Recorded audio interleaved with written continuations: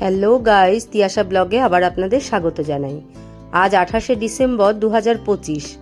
আপনারা তো আমাদের আগের ভিডিওটা দেখেছেন যে আমরা জামশেদপুরে ঘুরতে এসেছি। তো প্রত্যেকবারই জামশেদপুরে আসলে আমরা জামশেদপুরের থেকে কাছাকাছির মধ্যে কোথাও একটা ঘুরতে যাই।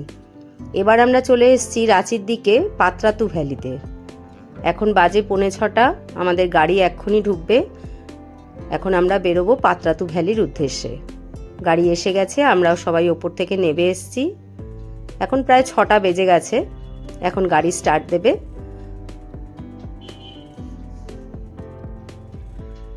আপনাদের তো আগেই বলেছিলাম বোন জামশেদপুরের শাস্ত্রীনগর এলাকায় থাকে। তো ওর বাড়ির থেকে পাত্রাতু ভ্যালির দূরত্ব হচ্ছে 185 কিলোমিটার।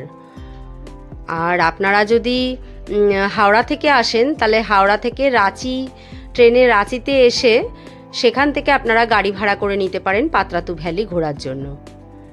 আমরা বেশ কয়েকটা স্পট দেখব, Patratu valley, Patratu dam, Patratu lake, Palani waterfall বলে একটা ওয়াটারফল আছে, এরকম কয়েকটা স্পট দেখব। যা হোক, এখন প্রায় 9টা মতন বাজে, 9টা 8:30 9টা মতন বাজে এখন। তো সকালের টিফিনটা করার জন্য আমরা চলে এসেছি এখানে একটা ধাবাতে, রেস্টুরেন্ট মতন। এখানে আমরা এখন সকালে ব্রেকফাস্টটা করব, তারপরে একটু সবাই ওয়াশরুমে গিয়ে আবার আমরা চলবো সামনের দিকে।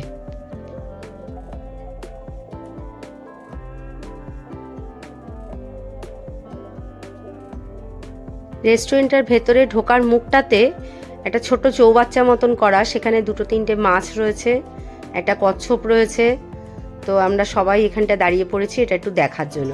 তবে ভেতরটা একদমই পরিষ্কার না, দেখুন কীরকম নোংরা ময়লা। একটু পরিষ্কার পরিচ্ছন্ন করে রাখলে, বেশি জল থাকলে দেখতেও ভালো লাগে। এই দেখুন কচ্ছপটা রয়েছে, দেখা যাচ্ছে।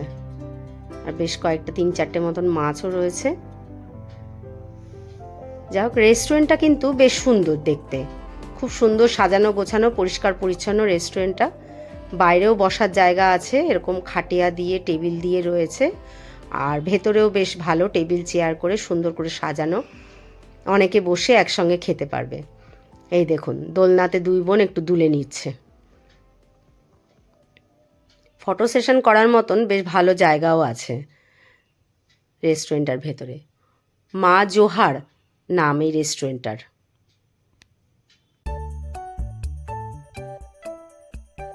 সদ্য যেহেতু 25শে ডিসেম্বরে ফেস্টিভ্যালটা গেছে, সেজন্য ভেতরটা বেশ সুন্দর করে সাজানো, বেলুন টেলুন দিয়ে সাজানো।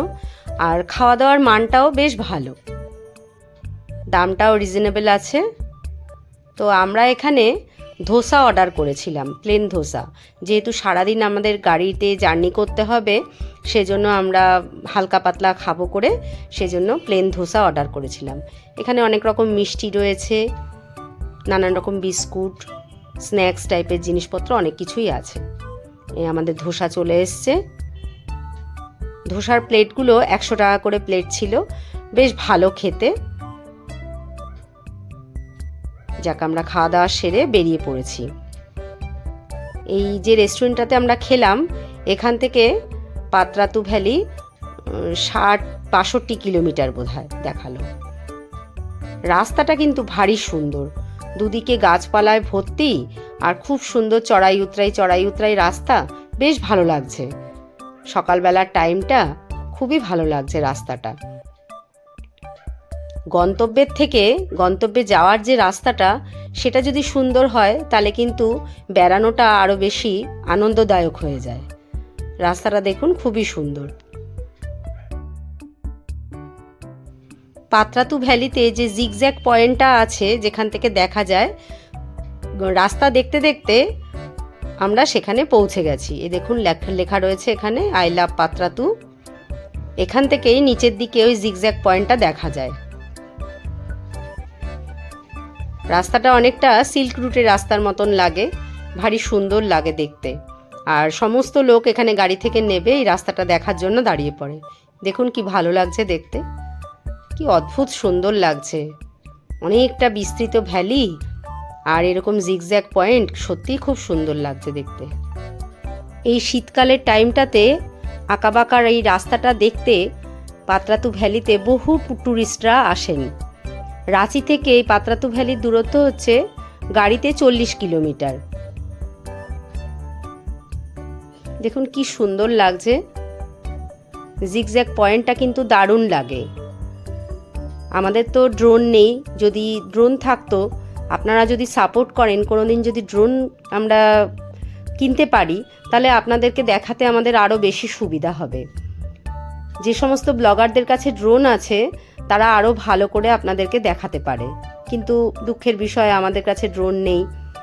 যা হোক, যদি আপনারা সাপোর্ট করেন তাহলে একদিন না একদিন অবশ্যই হবে আমাদের কাছেও ড্রোন, সেদিন আপনাদেরকে আরও ভালো করে দেখাতে পারবো। জায়গাটা কিন্তু সত্যিই খুব সুন্দর। পাত্রাতু ভ্যালি দেখা হয়ে গেছে, এখন আমরা পাত্রাতু ভ্যালি থেকে বেরিয়ে এসেছি পাত্রাতু লেক যাওয়ার জন্য। এই পাত্রাতু লেকের কাছাকাছি চলে এসেছি। এই দেখুন, এই হচ্ছে পাত্রাতু লেক।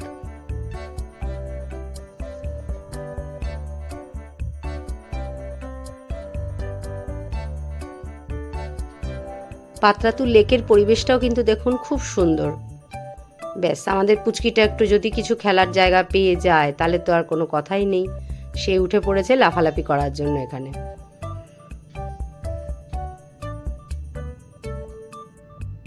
এই দেখুন, এই হলো পাত্রাতু লেক। নীল জলের লেকটা ভারী সুন্দর দেখতে লাগছে। এখানে কিন্তু বোটিংয়ের ব্যবস্থা আছে। স্পিড বোটে 700 থেকে 750 টাকার বিনিময়ে 10 থেকে 15 মিনিট ওরা আপনাকে জলের মধ্যে ঘোরাবে। তাছাড়া ওয়াটার অ্যাক্টিভিটি আরও এটা ওটা আছে, আর হাতে টানা নৌকাও আছে, তাতেও আপনি একটু বার্গারিং করে উঠতে পারেন।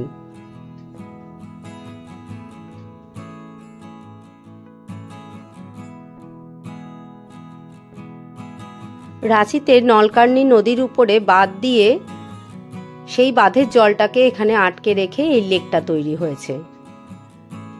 যে পাত্রাতু ড্যাম আছে সেটা হচ্ছে নলকার্নি নদীর উপরে রয়েছে পাত্রাতু ড্যাম, আর সেই ড্যামের যে জলটা রয়েছে সেই জলটাই হচ্ছে এই লেকের ছাড়া হচ্ছে।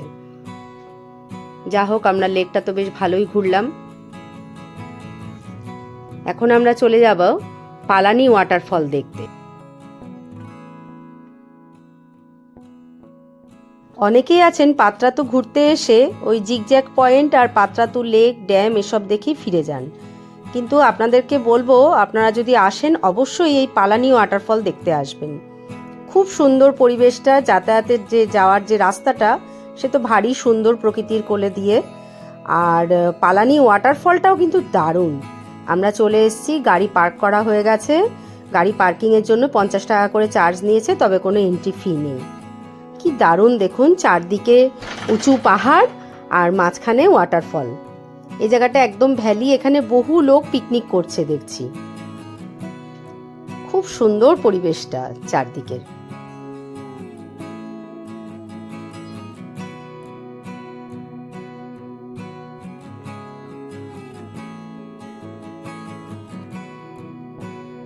খুব সুন্দর করে দেখুন রাস্তা করা রয়েছে, ফলের একদম কাছে যাওয়ার জন্য কোনো অসুবিধা হবে না।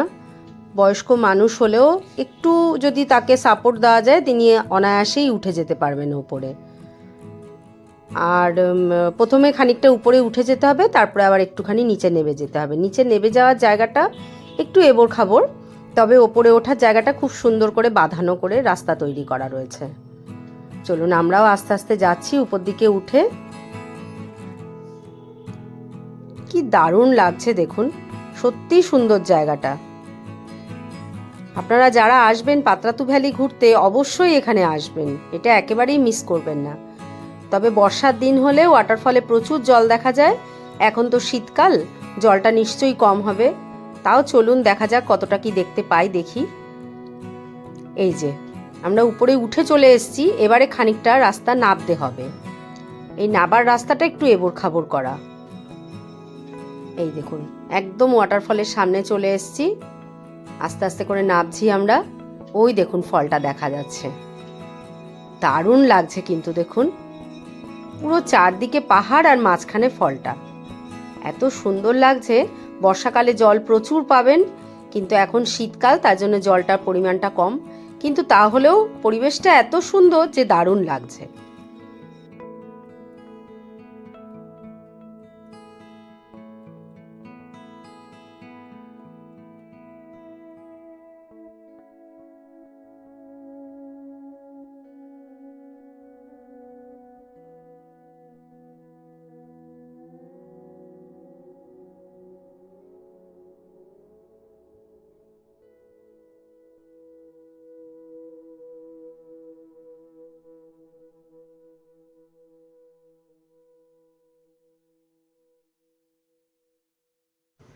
শীতকাল হওয়া সত্ত্বেও জলের পরিমাণ কিন্তু একদম কম নয়, মোটামুটি ভালোই লাগছে দেখতে, সত্যিই খুব সুন্দর লাগছে।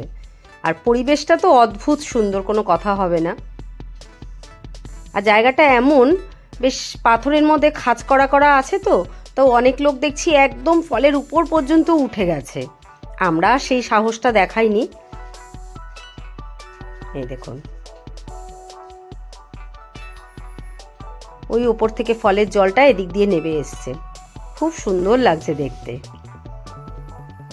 আজকে পাত্রাতু ভ্যালির মধ্যে সবচেয়ে ভালো বোধহয় এই জায়গাটা দেখলাম,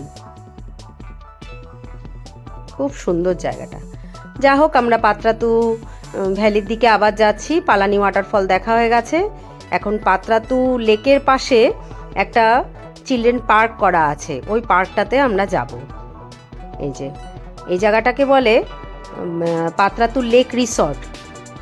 পাশে একটা বিশাল বড় রিসর্ট আছে, ওখানে লোক থাকেটাকেও।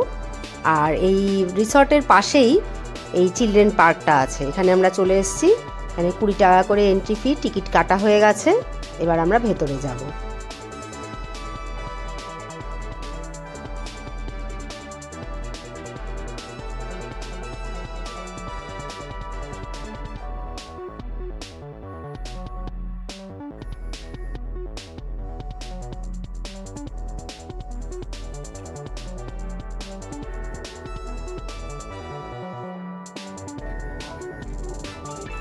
এই চিলড্রেন পার্কটি হলো পাত্রাতু লেক রিসর্ট, যে তারই একটা অংশ।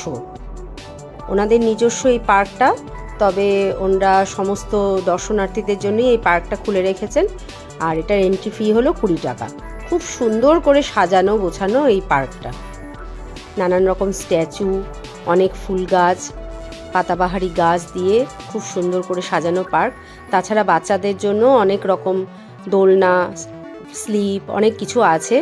বাচ্চাদের মনোরঞ্জনের জন্য খুবই সুন্দর। বড়রাও বেশ খানিকটা সময় এখানে বসে থেকে গল্পগুজব করে কাটিয়ে দিতে পারে, বেশ ভালোই লাগে। খুবই সুন্দর জায়গাটা, পাশে লেক দেখা যাচ্ছে, ড্যাম দেখা যাচ্ছে, খুবই ভালো লাগে দেখতে। আমরাও বেশ বিকেলের টাইমে অনেকটা সময় এখানে কাটিয়েছি।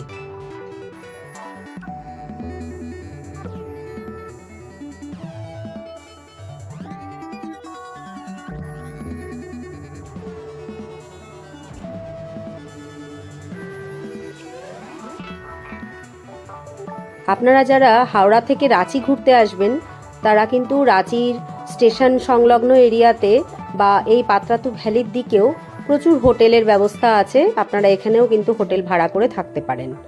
আমরা তো বোনের বাড়িতে এসেছি, সেখান থেকে এখানে ঘুরতে এসেছি, চলে যাব আবার বোনের বাড়িতেই, থাকার কোনো ব্যাপার নেই এখানে। তো কিন্তু যারা হাওড়া থেকে আসছেন একদিন বা দুদিনের জন্য, তারা কিন্তু এই সমস্ত এরিয়াতে থাকার ব্যবস্থাও পেয়ে যাবেন।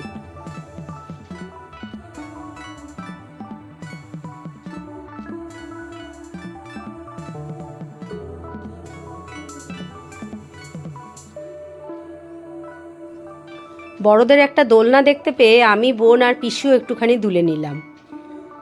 আমাদেরও ছোটোবেলাটা আবার ফিরে আসলো। ভালোই লাগে কিন্তু এসব জায়গায় আসলে। ওই দেখুন, তিয়াশার বাবা আবার আমাদেরকে দোলনাটা ঠেলে দিচ্ছে পেছন থেকে, আমরা বেশ দুলছি। এই হলো পাত্রাতু লেক, আগেই তো আপনাদের দেখিয়েছি। এই পার্কের পাশ দিয়েও পাত্রাতু লেকের দিকে আবার যাওয়া যায়। এখানেও প্রচুর বোট দাঁড়িয়ে রয়েছে।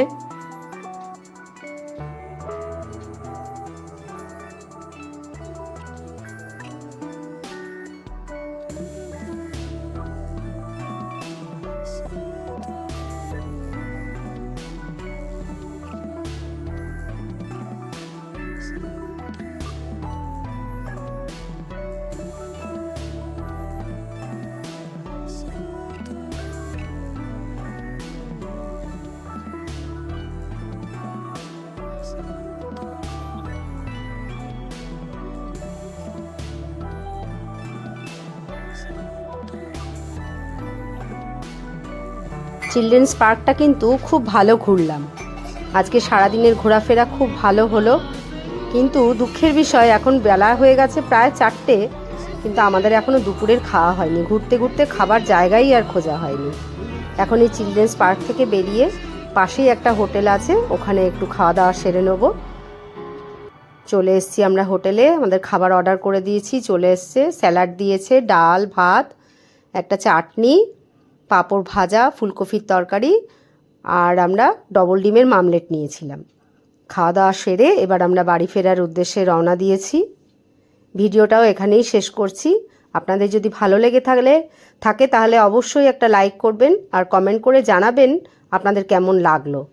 আর অবশ্যই সাবস্ক্রাইব করে তিয়াশার পাশে থাকবেন। আপনারা যদি তিয়াশাকে সাহায্য না করেন তাহলে তিয়াশার পক্ষে এগিয়ে যাওয়াটা খুব অসুবিধার হবে। সেজন্য আপনাদের কাছে তিয়াশার পাশে থাকার অনুরোধ করছি। আজ এই পর্যন্তই, দেখা হবে আবার পরের ভিডিওতে।